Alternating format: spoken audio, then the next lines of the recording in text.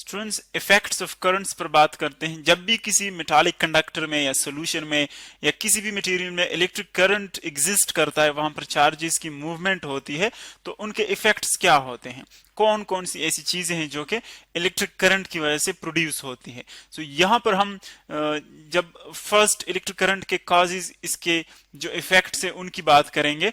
सो जो well known effect है इसका, उसमें हमारे पास आता है हीटिंग। फर्स्ट इन इफेक्ट्स को हम लिस्ट आउट करते हैं, फिर बाद में इस पर डिटेल के साथ बातें करेंगे। फर्स्ट इसका है heating effect. Heating effect heat produce कर सकता है। सेकंड जो इसका इफेक्ट है हमारे पास इलेक्ट्रिक करंट की वजह से जो प्रोड्यूस होता है, that is magnetic effect. Magnetic effect ये भी इलेक्ट्रिक करंट की वजह से आता है, मैग्नेटिक इफेक्ट। इसी तरह जो थर्ड वन है हमारे पास जो कि इलेक्ट्रिक करंट की वजह से प्रोड्यूस होता है, वो है केमिकल इफेक्ट। तो इन सब चीजों को हम डिटेल के साथ देखेंगे, कौन कौन सी जो इफेक्ट है वो हमारे पास किन रीजंस की वजह से आती है, इलेक्ट्रिक करंट इनको कैसे प्रोड्यूस करते हैं। सो फर्स्ट अगर आप देखें, अगर हम स्टार्ट कर ले हीटिंग इफेक्ट से, हीटिंग इफेक्ट कि जब इलेक्ट्रिक करंट किसी मटेरियल में फ्लो करता है, वहां पर एग्जिस्ट करता है, सो हीट वहां पर किस तरह प्रोड्यूस होता है, इसको हम वही जो हमारा एग्जांपल हमने पढ़ा था मेटालिक कंडक्टर का, वो हम कंसिडर कर लेते हैं। सपोज ये हमारे पास है एक मेटालिक कंडक्टर, एक मेटल कंसिडर कर लें।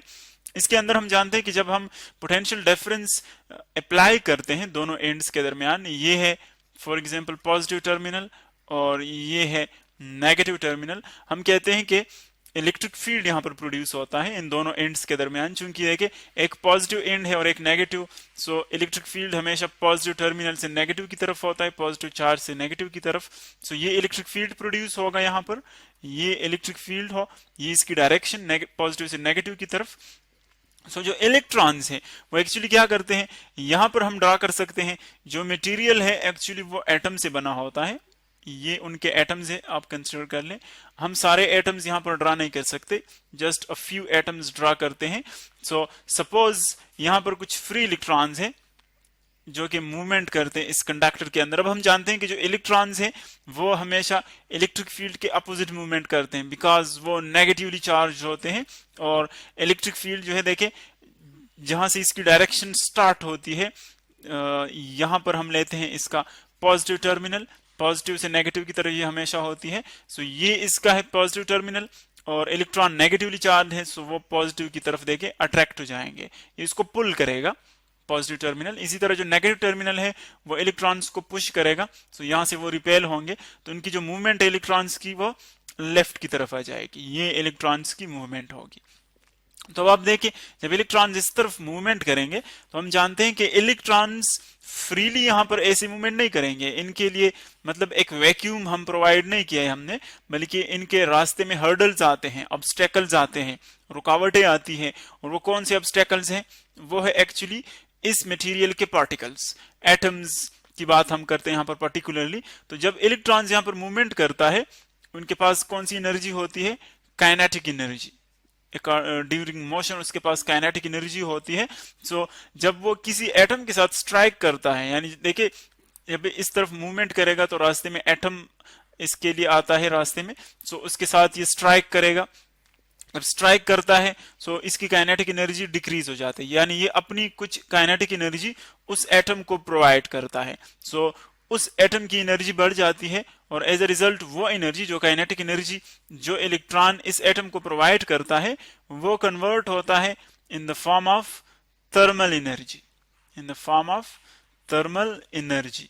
और थर्मल एनर्जी से क्या होता है कि उस एटम का हीट एनर्जी जो है वो इंक्रीज हो जाती है, यानी उसका टेम्परेचर बढ़ता है। इसी तरह दूसरा इलेक्ट्रॉन है वो इस एटम के साथ स्ट्राइक करता है तो इसकी भी काइनेटिक एनर्जी कन्वर्ट हो जाती है थर्मल एनर्जी में। सो अगर हम देखें एज अ होल, तो जब इलेक्ट्रॉन्स इन एटम्स के साथ, पार्टिकल्स के साथ कोलिजन करेंगे, सो एज अ रिजल्ट उनकी जो काइनेटिक एनर्जी है वो कन्वर्ट होगी, काइनेटिक एनर्जी कन्वर्ट होगी थर्मल एनर्जी में, और as a result thermal energy उसको रिलीज करेगा in the form of heat. Thermal energy जब बढ़ जाएगी, सो अगर एनवायरनमेंट से इस मटेरियल का टेम्परेचर बढ़ गया तो इसका मतलब है कि वो एनर्जी रिलीज होगी इन द फॉर्म ऑफ हीट। अब ये एनर्जी जो थर्मल एनर्जी है, देखें इसको हम मैथमेटिकली, जो हीट रिलीज होता है, डिसिपेट होता है, इसको मैथमेटिकली किस तरह लिख सकते हैं। फर्स्ट, जब इलेक्ट्रॉन मूवमेंट करता है, सो एक्चुअली इलेक्ट्रॉन क्या है, एक चार्ज्ड पार्टिकल है, और जब भी चार्ज पार्टिकल की हम बात करते हैं तो हम कहते हैं कि वो तब मूवमेंट कर सकता है जब उसके लिए आप पोटेंशियल डिफरेंस क्रिएट कर लेते हैं एक खास डायरेक्शन में। सो अगर हमारे पास एक पोटेंशियल डिफरेंस है V और चार्ज है Q, सो जब वो मूवमेंट करता है, चार्ज मूवमेंट करता है, पोटेंशियल डिफरेंस V आपने प्रोवाइड किया, चार्ज Q है, मूवमेंट करता है, सो इस पर जो वर्क डन होगा वो इक्वल होता है W is equal to QV। अब ये हमारे पास इलेक्ट्रिकल चार्ज पार्टिकल्स पर वर्क डन है कि जब हम पोटेंशियल डिफरेंस अप्लाई कर लेते हैं वोल्टेज, और उस पर किसी चार्ज को, उस पोटेंशियल के दरमियान हम किसी चार्ज पार्टिकल को मूव कराते हैं, तो वर्क डन इक्वल होता है QV के। इसी तरह अगर आप देखें इलेक्ट्रिकल करंट की डिफिनीशन से, I इक्वल होता है Q बाई T के, तो इसी तरह Q इक्वल हो जाएगा I T के, T बोथ साइड्स मल्टीप्लाई हो जाएगा, सो T यहां पर ले आए आप, ये Q बन जाएगा इक्वल टू IT। इसी तरह अगर आप ओहम्स लॉ के मुताबिक देखें, सो पोटेंशियल डिफरेंस जो वोल्टेज है वो इक्वल होता है IR के, the product of electric current and resistance. इसी तरह चार्ज इक्वल होता है the product of electric current and time. ये दोनों वैल्यूज हम उठाते हैं, दोनों वैल्यूज, और इन दोनों को हम यहां पर पुट कर लेते हैं इस इक्वेशन में। सो ये बन जाएगा W is equal to, Q की जगह पुट कर ले IT बन जाएगा, और V की जगह वैल्यू पुट कर ले IR।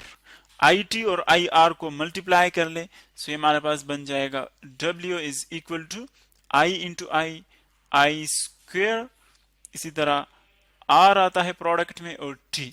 अब ये वर्क डन जो आप किसी चार्ज पर करते हैं उसको मूव कराने के लिए, ये डिसिपेट होता है in the form of heat, so हम लिखते हैं यहां पर H is equal to I square RT।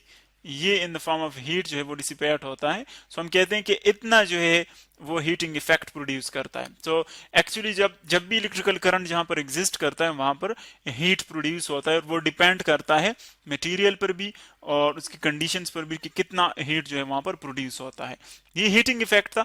Next हमारे पास आता है मैग्नेटिक इफेक्ट, के कोई चार्ज ऑब्जेक्ट है तो वो मैग्नेटिक इफेक्ट किस तरह प्रोड्यूस कर सकता है। देखिए जब भी हम मैग्नेटिक फील्ड की बात करते हैं, सो मैग्नेटिक फील्ड अगर आप इसका ओरिजिन देखें, एटॉमिक स्केल पर इसका ओरिजिन देखें, सो एक हमारे पास ये प्रोड्यूस होता है स्पिन ऑफ इलेक्ट्रॉन से।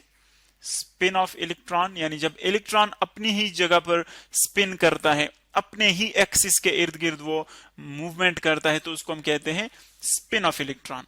और दूसरा हमारे पास होता है rotation of electron around the nucleus. Rotation of electron around nucleus, यानी इसके दो किस्म के मोशन है, दो टाइप्स के मोशन है एटम के अंदर। एक तो ये अपनी जगह पर मूवमेंट करता है, रोटेटरी मूवमेंट करता है। देखें ये इलेक्ट्रॉन है फॉर एग्जांपल, पूरा आप इलेक्ट्रॉन कंसीडर कर ले, तो अपनी ही जगह पर ये इस तरह मूवमेंट करता है यूं, तो इसको हम कहते हैं स्पिन मोशन, जब वो अपने ही एक्सिस के इर्द गिर्द मूवमेंट करता है। और अगर ये इलेक्ट्रॉन किसी दूसरे ऑब्जेक्ट जिस तरह के न्यूक्लियस है इसके इर्द गिर्द मूवमेंट स्टार्ट कर ले, इस तरह ये इलेक्ट्रॉन है और ये देखिए न्यूक्लियस के इर्द गिर्द इस तरह मूवमेंट कर रहा है, यानी अब इसका जो एक्सिस है रोटेशन का वो इसका अपना नहीं है, किसी दूसरे ऑब्जेक्ट का, एक दूसरे सिस्टम का, सॉरी दूसरे ऑब्जेक्ट का एक्सिस है। सो यहां पर हम इसको क्या कहेंगे, रोटेटरी मोशन है ये इसका। अब देखें इन दोनों मोशंस की वजह से जब भी मूवमेंट ऑफ चार्ज इन्वॉल्व हो तो वहां पर मैग्नेटिक फील्ड प्रोड्यूस होता है। तो यहां पर देखें ये भी हमारे पास मूवमेंट है स्पिन, और ये भी मूवमेंट है, तो दोनों की वजह से क्या प्रोड्यूस होता है, मैग्नेटिक फील्ड। तो जब भी हम इलेक्ट्रिकल करंट की बात करते हैं, सो देखिए इलेक्ट्रिकल करंट में भी हमारे पास क्या होता है, मूवमेंट ऑफ चार्जेस इन्वॉल्व होते हैं। यानी जब भी आप इलेक्ट्रिकल करंट की बात करते हैं तो वहां पर क्या होता है, इलेक्ट्रिकल करंट में मूवमेंट ऑफ चार्जेस इन्वॉल्व होते हैं, और जब मूवमेंट ऑफ चार्जेस इन्वॉल्व हो तो इसका मतलब है कि वो प्रोड्यूस करेगा हमेशा मैग्नेटिक फील्ड। अब इस पर हम मजीद नेक्स्ट वीडियो में बात करेंगे, नेक्स्ट लेक्चर में, कि मैग्नेटिक फील्ड जो है उनकी डायरेक्शन और उसकी जो मैग्नीट्यूड है वो किस पैटर्न के होते हैं।